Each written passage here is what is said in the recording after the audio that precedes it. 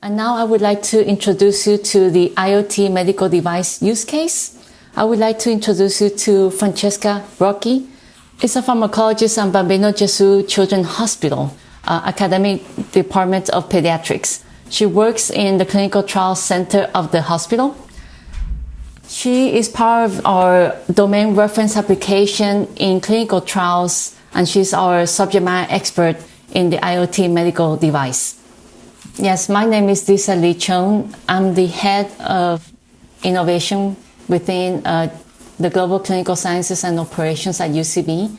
My role at PharmaLedger is co-leading the IoT medical device and also co-leading the domain reference application for clinical trials and the health data marketplace. So I would like to start by giving you a brief background of the current state and what we face today with the rise of various IoT medical devices and just devices in general, from watch, wearables, sensors, patches, phone applications, etc. And this has actually created more silos than ever. So this is one of the problems that we're tackling within this use case.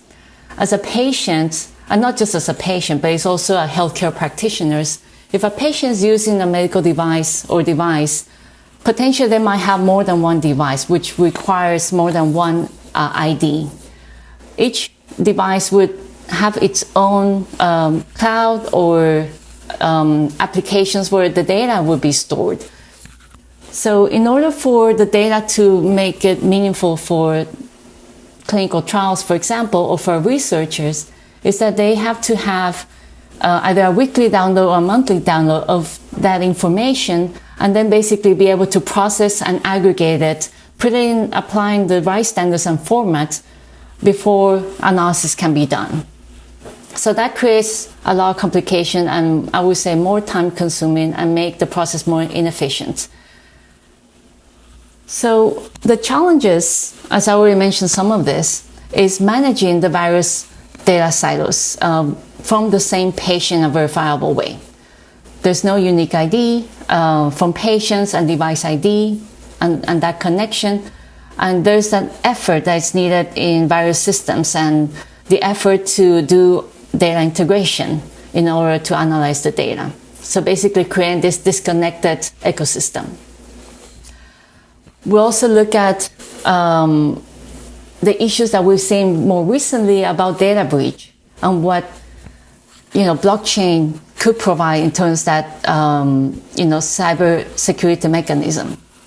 There's no common platform to share information, to track the various different devices. As mentioned, the data silo, having to verify the device, the certification from the various countries, also the licensing, the intended use, the firmware version, etc. So it just brings a lot of more effort in trying to verify that information.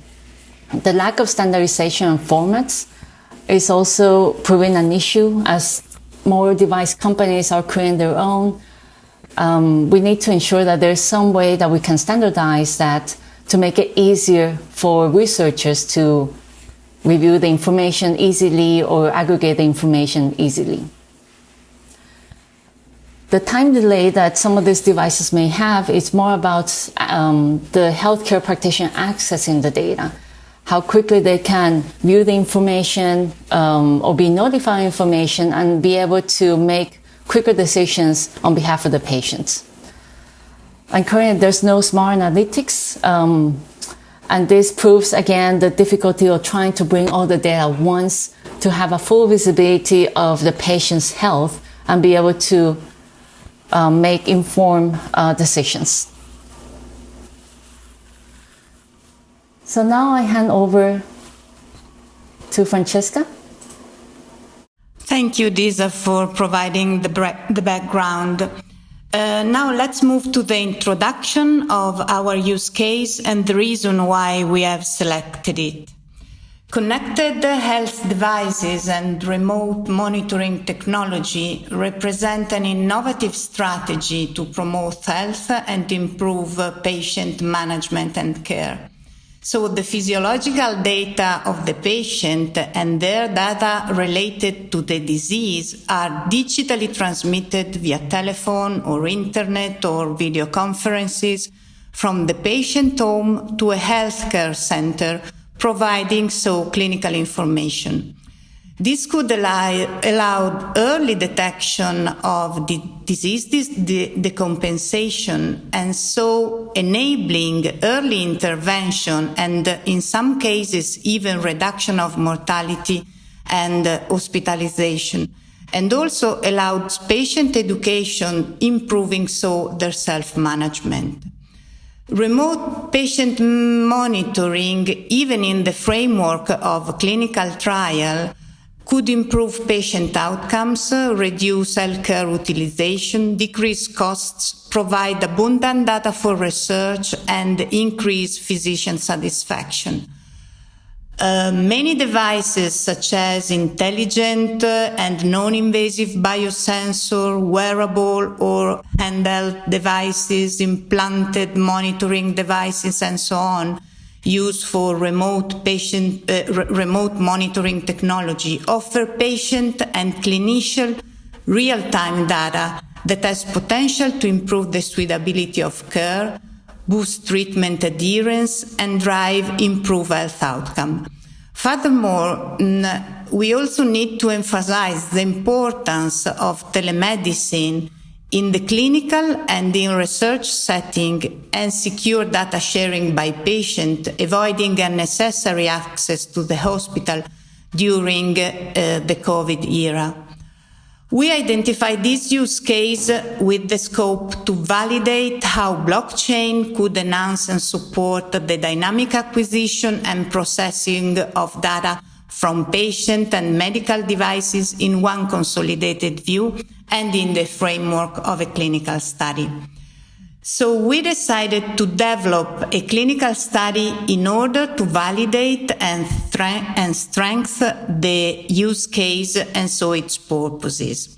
To this aim, a non-interventional study in pediatric patients with chronic heart failure will be conducted in Bambino Gesù Children's Hospital, the hospital where I work, in Rome, in Italy.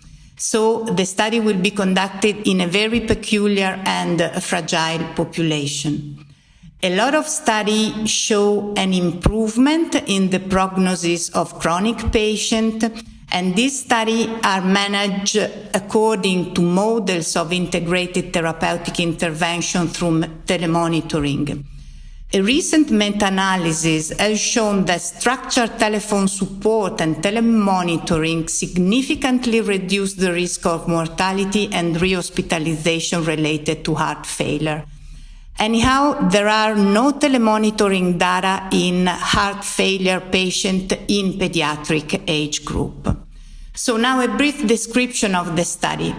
The rationale of this study is to assess the tolerability and also the clinical impact of new generation telemonitory system in the management, as I said, of heart failure in pediatric patients, as well as how blockchain could improve and support the dynamic acquisition and processing of data from all these patients.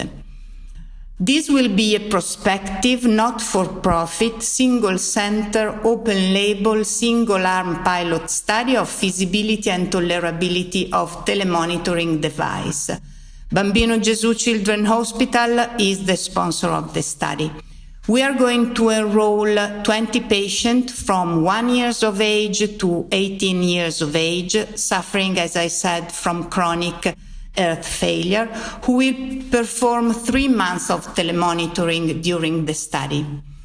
The device used in the study consists of several components. First of all, a unit for monitoring the patient's vital parameters, a transmission component, and finally a software for collecting, archiving, and presenting the patient vital parameter.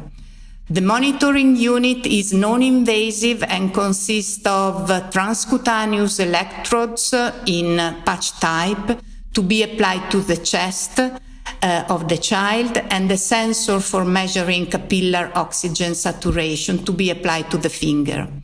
The data detected by the patch on the patient chest and the sensor on the finger are sent to the transmission unit and so send them to a private cloud where they are stored in a patient medical record. Patients and parents will also be asked to respond to the device satisfaction assessment using an e-diary at various points during the study. So the study will start very soon. At the moment, it is under revision by our competent ethics committee. Back to you, Disa. Thank you, Francesca. So now presenting our future state, the proposed solution. So in the clinical trial, the participants, after granting permission to use their data and consenting via the application, electronic consent, they will be enrolled to the mobile application to use the e-diary. In addition, they will be granted or assigned the different devices in order to participate in this clinical trial or non-interventional clinical trial. The mobile application data will be transferred to the PharmaLedger platform, and at the same time, the data from the various devices will be transferred for their device cloud and then to the PharmaLedger platform. So where the data will be aggregated and then analyzed in a central view by the healthcare practitioner. In addition, the device provider cloud will also send the data to the hospital in terms of the device data in general. I mean, all the data that's required. The data that will be only transferred to the PharmaLedger platform will be the key information that's needed in order to basically submit to the non-interventional study information to be analyzed. So now I would like you to turn to Slido and answer the following question. So why blockchain? Blockchain will enable the IoT cybersecurity framework for remote patient monitoring, linking the different identifications from patient ID to device ID, and have that basically a device certification ownership that will be provided in the platform. It will be a trusted and verifiable data sharing, and the way that we retrieve patient data from various multiple sources to be analyzed. It will provide that real-time verification and notification not only to patients but also for clinicians in order to improve the quality of life, the health outcomes, or the assessments of the health in general. It provides that encryption access control, providing that security and privacy to all the participants in the clinical trial, but also for researchers.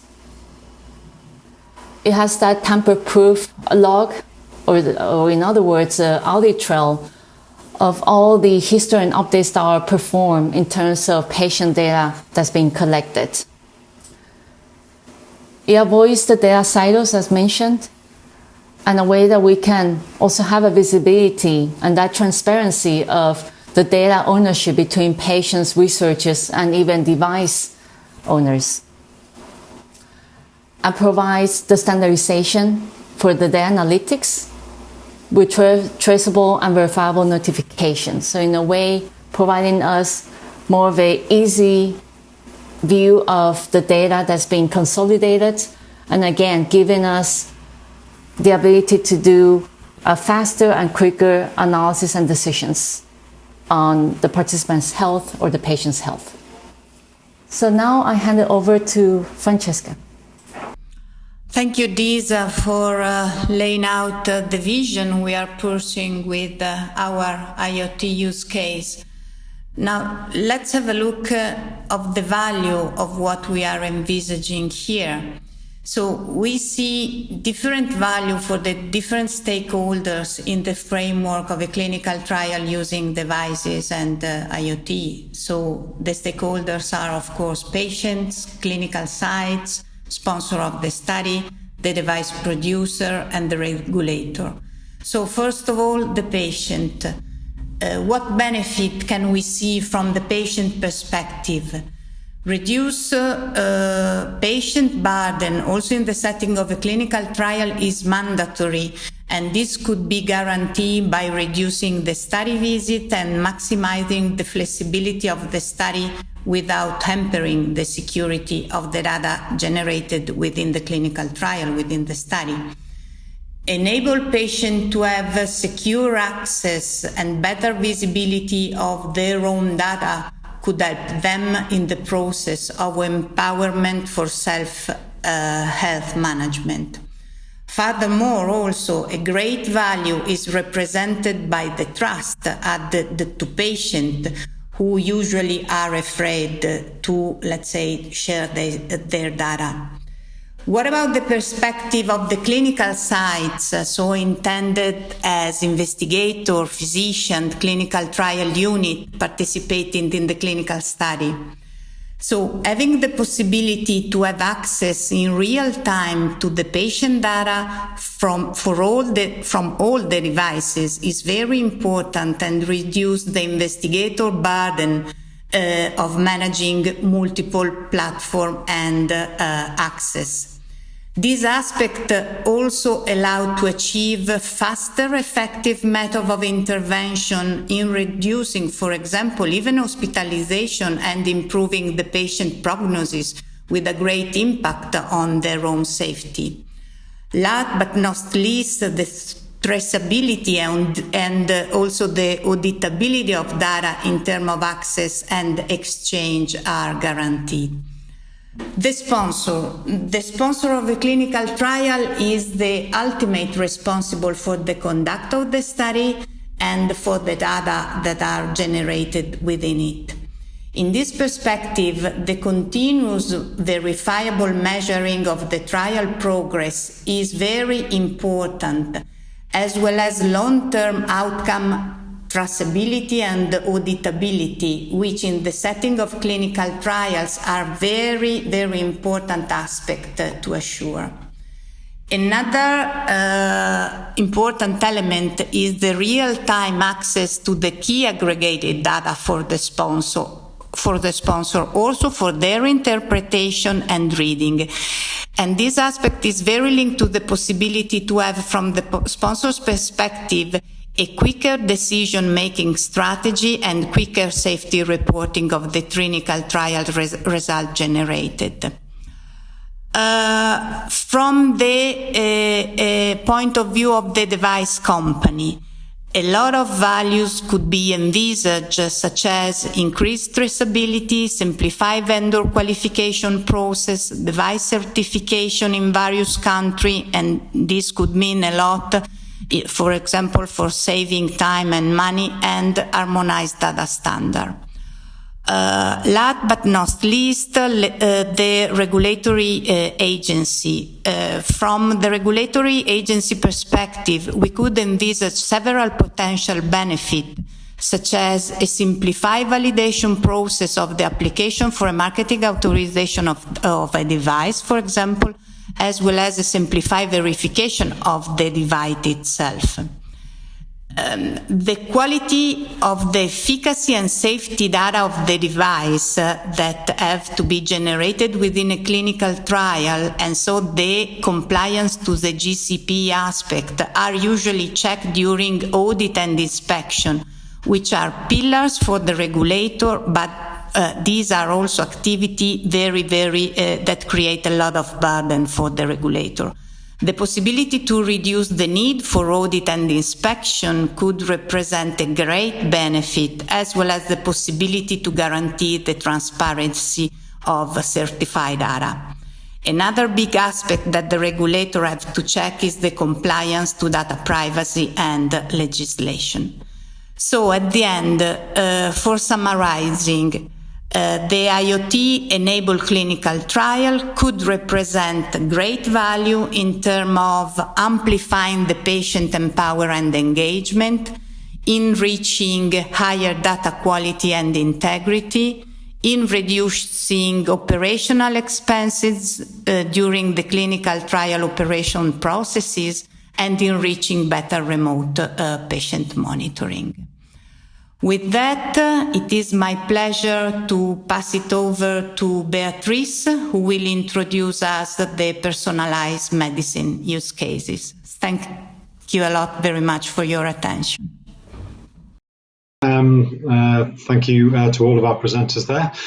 So we've come to the end of the 4 presentations, and before we jump into the live Q&A with the speakers, we're going to take a quick look at the results of the poll questions that were being posted during the presentations there. The third question that was asked, which was during the Internet of Things presentation with Disa and Francesca, they asked, do you think this is a solution your company would adopt in the near future? And again, we can see that pretty much half of the respondents have identified that this is something they would consider adopting in a 3 to 5 year window, with 30% saying they're sort of nearer being ready to do it in 1 to 3 years, and 10% saying 7 years out. So for most people, it's in their medium-term plans to adopt that kind of solution, which is good. Okay, so that takes us through the results of the poll. We're now going to open the live Q&A session with today's speakers. The next question, which was asked during the Internet of Things presentation by Disa and Francesca, so maybe one of those two could answer. The question was, the Internet of Things is not a new technology, so what's different in your offer from previous uses? So, Disa? Can you hear me? So, this is a good question. I mean, yes, the IoT is not a new technology, but the difference is that we are, by building this type of platform, is reducing the integration efforts. I mean, as you know, any device companies who would like to work with pharma, there needs to be some type of integration. There's also the device certification that needs to be proven. But the idea is that we're having a platform where we can all use, in this case, we will build one central, for example, a device identification, where that device no longer needs to submit all this information or certification that is required by the pharma companies in order to ensure that the device is the purpose of use is as intended per the specific country needs. So the idea is that by doing this, we are simplifying I would say the efforts in trying to, submit all this information for us to verify the information, which could be all done in one simple step and can be shared across the different pharmas who are part of this, platform or using the pharma label. And it's also harmonizing the data standards that we use. I mean, understanding, what type of data we would actually basically have this connected to Pharma Ledger, what data would be on chain and off chain, because there's a lot of information that might be collected that we might identify already in certain point of time will be needed. Others that more like the raw data potential might not go into blockchain or Pharma Ledger, but maybe only the kind of like the analyzed type of data. So those are things that we're trying to do, is kind of basically simplify a process where by a device company might embed their solutions and we might use for that specific purpose in different countries. So again, it's simplifying the process of not having to resubmit and having to evaluate again the certifications or the firmware of that technology, but just doing it once in that matter, and having a device that we already create a unique ID that could potentially use in the different clinical trials that are basically sponsored by different pharma companies. So that's what we're trying to create with this. It's and also bringing all the devices together so we can have a better visibility and central view of the data that's being basically consolidated for the specific patient or the participants, so the clinician, the HCP can make a better decisions or quicker decisions about the patient's health or safety. So that's what we're trying to build with this technology. Super, thank you, Disa. Our next question, I think, is back for Disa and Francesca. I don't understand how blockchain is used in the Internet of Things and personalized medicine use cases. How are you using blockchain? So maybe if Disa or maybe Christos from personalized medicine or Beatrice can jump in here. Yes, I'll start, and of course, anyone in the team can jump in. So the idea behind this is that we started to look at how we can use blockchain to provide that trust and security in the conduct of clinical trials. So this is just as one of the use cases out of many use cases that we selected. So we start to, I mean, the IoT device, I mean, of course, it provides I would say a portion of the data that we collect in the clinical trial. But the idea behind it is that we're using blockchain because it provides that transparency and the security and the trust of how the information is being collected. As mentioned, what we're trying to do is that we're selecting some of these devices that we can harmonize, how we can do the data standards and analytics, also basically reducing and simplifying the validation that we go through as a sponsors or even device companies in having basically doing the vendor qualification process, for example, the due diligence. So the idea is that, you know, by having a system or platform like this, that we can share some of this information and, of course, the device certification that are provided by the different regulatory authorities in the different countries. And it's, again, it's just to giving that validity of, you know, how the data you know, the collection of that data and how that data is basically interpreted at the end. So what we're starting to do here is just to focus on some of the use cases. Of course, the IoT being one of the use cases, and personalized medicine is, you know, just collecting that data, how we can use that for our benefits, and how this could potentially, again, accelerate the drug development process. But again, this is just a use case or two of the use cases that when we were looking at potentially how we can use blockchain as a technology in conducting the clinical trial.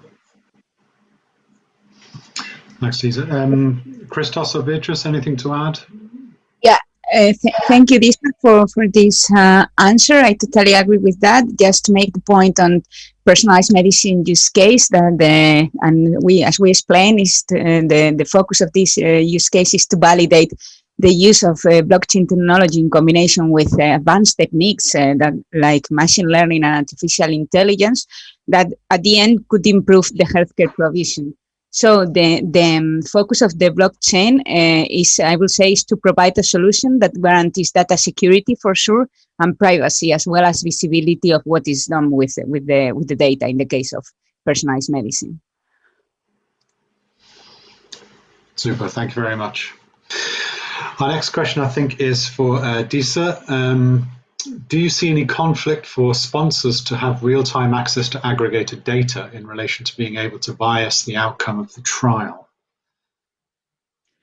Not at all. It's actually the complete opposite. I think it's important that we have the real-time information to assess already the efficacy of the drug and the safety of the drug. And it's a quicker way for us to make decisions about the trial, whether it's going according to plan or not. So I think having real-time access to information is very critical.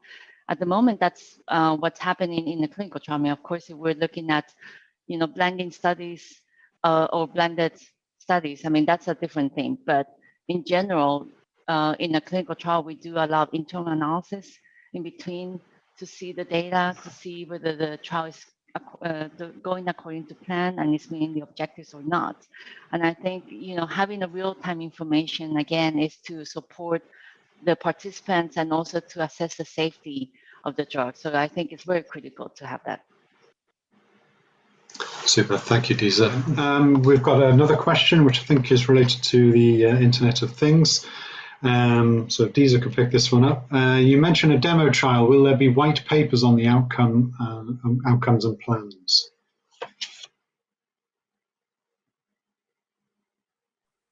Well, yes, I mean, part of the IoT use case and other use cases, we will be using this non-interventional study that's been sponsored by the hospital OPBG in Italy. So the information would definitely be out there as part of the trial information or the NIS study. Super. Okay, thank you, Disa. Our next question is sort of a wider question. So maybe Xenia, or one of the project coordinators for PharmaLedger, can answer this. Blockchain has been used without specificity. Which blockchain platform? And how do you intend to scale the voluminous data processing and use? Yes, hello. Hi, Xenia, go ahead. When we talk about the PharmaLedger platform, okay, I mean, when we talk about the platform, we talk about the PharmaLedger platform. So all the use cases are built as applications on the top of the platform that we have designed and that we are deploying. So actually, in our platform, we are based in a new concept, which is called OpenDSU. And this concept is key in the platform and stands for Open Data Sharing Units. And it's a technology that works as a container for data and the code being built in the blockchain. It's a container that is cryptographically secure and anchored in the blockchain and in the control of the user. So what is behind of this platform and this architecture that is being deployed and designed and built in PharmaLedger is that from what we start in this project right from the beginning, our goal has been to be agnostic to the blockchain technology and remain as neutral as possible to the blockchain technology that is selected by each of the use case solutions. So for this purpose, for example, the OpenDSUs are also blockchain technology agnostic. They support any kind of programmable blockchain technology. So this is what we are building at the level of PharmaLedger. We're building not only the capabilities, but also the infrastructure to support this. The platform is foreseen to be scalable. And actually, right now, the applications that are in the top are the ones that are representing all the 8 use cases, okay, that PharmaLedger is developing, okay, the ones that are in the supply chain and the ones that are in health data and clinical trials that have been presented today. But the idea is that it will host new use cases and scale for this data and support the applications on the top of this architecture that is and platform that is being built. Actually, Xenia, there is a follow-up question which has come up, which is who and which suppliers would make these blockchains a reality? This is costly work and there are no off-the-shelf solutions. So can you talk about the supplier issue there? Well, this is something that is being discussed from the beginning of the project, okay, together with the design of this platform and the PharmaLedger infrastructure. We are putting together a whole work package and task, okay, to define how it's going to be the governance of the platform. And in this case, everything is being defined in this work package, and still there is, I mean, as commented before, we're in design phase. This is not a decision taken, but we are designing all this, let's say, approach that will go together with the governance of the platform and the blockchain produced in PharmaLedger. Actually, there's many questions coming in for you, Xenia. There's another one here. If you could describe the process for achieving agreement on the data governance by all the consortium for all or any of the studies that are going on. Okay, so as commented from the beginning of the project, we have focused on the governance of the blockchain. But through all the developments, okay, and right now, for example, we have approached areas such as data interoperability through the DSUs, okay, adoption of standards, integration of standards as such as part of the data management. And now we just have been here for a year. And we are in our second year. And in this second year, we're starting what is called the sustainability approach of PharmaLedger. And in this sustainability approach, okay, is integrated what it's going to be or what it needs to be done and designed as part of the data governance. So preliminarily, what we have in our work to do, it's set out as a framework that to define the clear roles and responsibilities and interdependencies of those roles. Okay, so this include to introduce data policies, principles. Data policies as common principles, let's say, for the governance body that is taking on the blockchain. Guidance and working practices in the area of data management to support what is the data governance. So this is something that we are starting now as part of the sustainability part plan. Super. Thank you, Xenia. Our next question, I think this is a sort of a high-level question, so maybe Xenia could pick this up. How to join PharmaLedger? It's asked by someone who says they have developed a scalable use case that fits 100%. Xenia. Yes. Okay, right now we're in the phase of developing the architecture and the platform. So we interact with other use cases, also the projects and initiatives. But we will open for all these use cases and scalable use cases, okay? When we finish part of the deployment and finish the project phase. But for sure, okay, you can contact us at contact@pharmaledger.eu. We receive a lot of the interactions through there, and also we will be also very interested in see the trials that are going and that might be fitting, okay, for PharmaLedger as such, for sure. So either through the website or through our email, for sure. Yeah, sure. Very good.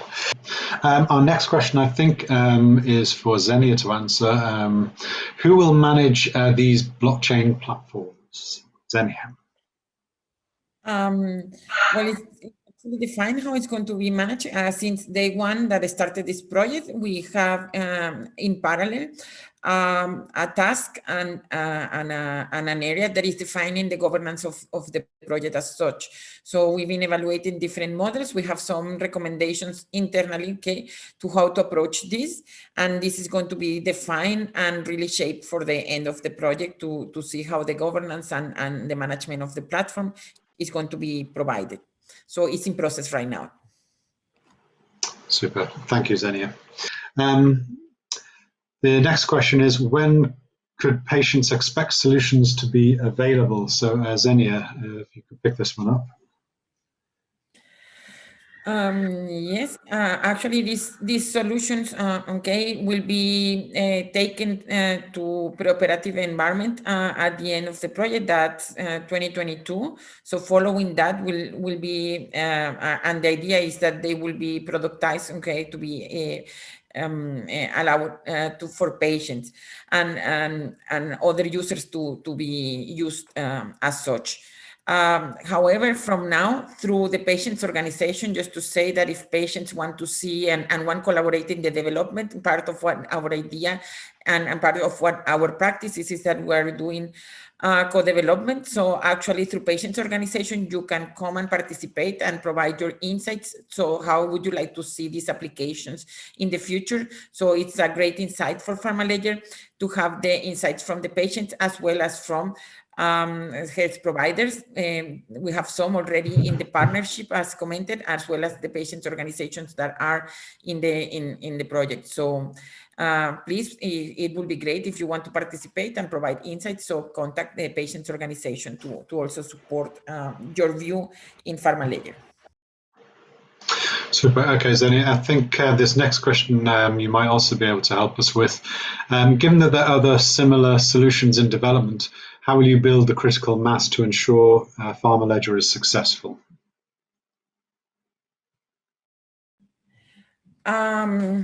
Well, that's right. Okay, but we are doing so also from the beginning. I mean, together with governance, we are also having some other task that is building this critical mass. Okay, it goes to patient through patients organization. We are building also a relationship with other projects, with other initiatives, not only in blockchain, but also a regulatory, let's say, level. Okay, so we are networking and actually building this critical mass to really disseminate when ready all the platform, and have already a community that goes technically and as users, okay, around PharmaLedger when it's ready. Thank you. And I think you might be able to help us with this next question as well. Will Big Pharma own these solutions? Well, these solutions, the ones that are built now, okay, are part of the consortium. So the consortium is rules and have, okay, several documents that are called agreements, and behind these agreements there are IPRs. But I mean, they are collaborative. I mean, this is a PPP, and all developments right now are done under collaborative approach. So it's part of the PharmaLedger and part PharmaLedger consortium, and however, this will be transferred to the next generation of PharmaLedger, let's call it like this, okay, which will have its own governance. Thank you. I think just given the time, we're just going to take one more question. The next question is probably maybe to Xenia or one of the team in terms of the technology. How many ledgers and nodes do you have on a possible chain code? Okay, I'll try to answer the question. Just to comment that maybe when we say this, we're missing some concepts or bringing some concepts from the Hyperledger. So the first thing to comment in this area is that we are blockchain agnostic, okay? So we can use Hyperledger, Ethereum, Enterprise, or any other. Also, as commented, our platform is based on the DSU. So the DSU could be a microledger, and we reduce the need of chain code or smart contracts, okay? We put the logic, okay, inside of the DSU as such to support this approach. So this is, I mean, this concept, I guess, comes a little bit as commented for the Hyperledger. So actually, we have a little bit an additional direction that is based on DSU as a microledger as such. I'm not sure if also someone else want to comment here. Okay, so I think that covers all of the questions that have been submitted. So thank you to everyone who's asked a question today. But with that, we've come to the end of the second public PharmaLedger webinar. Thank you to all the speakers who've presented today, and to the production team who've made the event happen. And thank you to the audience for attending and for your questions and taking part in the polls during the event. We hope you found it interesting. As I said earlier, a recording of these webinars is available via the PharmaLedger website and the PharmaLedger YouTube channel. And on the website, you can subscribe to the PharmaLedger newsletter, where you'll receive updates on the progress of the project.